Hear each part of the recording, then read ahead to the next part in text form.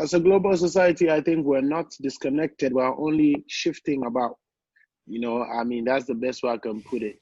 And in its beautiful form is that we're all merging our roots. Like you find out an Indian can marry a British, we're all, I mean, and they give birth to an Indian British kind of guy. So we're only creating like beautiful mergers of each other's roots. That's how I can say. But we're not, by so doing, they're not disconnecting from the roots, but they're moving about with it. Mm. That's what I believe. So as a global society, we're not disconnected from our roots, but we are not, the most I can say is that staying true to our roots is what it is. It's not about being disconnected.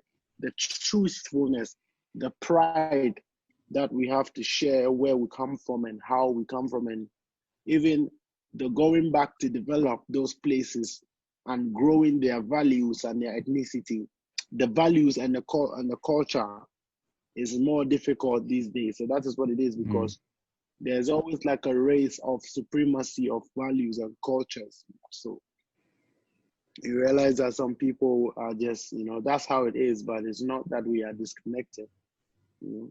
Yeah, it's interesting, isn't it? Because like you said, we are more shifting about, like you put it. You can have a British boy marrying an Indian person. You could have someone from Africa marrying someone from Japan or whoever. Yes. There's this amazing mixture of culture.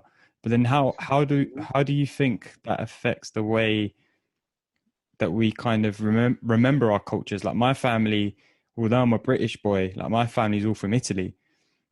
So like we're very much connected still into the culture in our house of Italy. So I've got an Italian badge up on the wall behind me. So we're very much still connected to it, whether it's, we speak the odd word in Italian, or the food we eat, or the way that we operate as a family and the things that we do.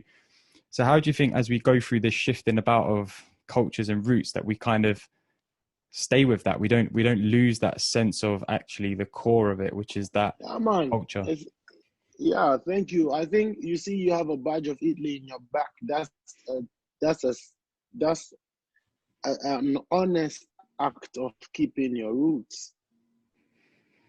So there's no big way. It's only the small things we do and staying true to the small things that add up to become the representation of our roots. You know what I mean? So probably in the way we dress as African, most often we have the bright color prints and all. That's like our tradition. You find us and that's us. In today's era, you find out that we have been able to modernize those things. And now the fashion is even getting more beautiful with a blend of the African print and all of that. So that is just by staying true. Somebody had to decide to stay true and do the little things. And then it keeps blending up like the way the humans are blending up and having intermarital and having multinational, multicultural, mixes. So the beautiful thing is that when your Japan culture comes to clash with my African culture as a man who's married to a Japanese woman, imagine how beautiful a blend it would be to have. So I think what we can do is to continue to keep doing the little things, which is even fun anyway in the end.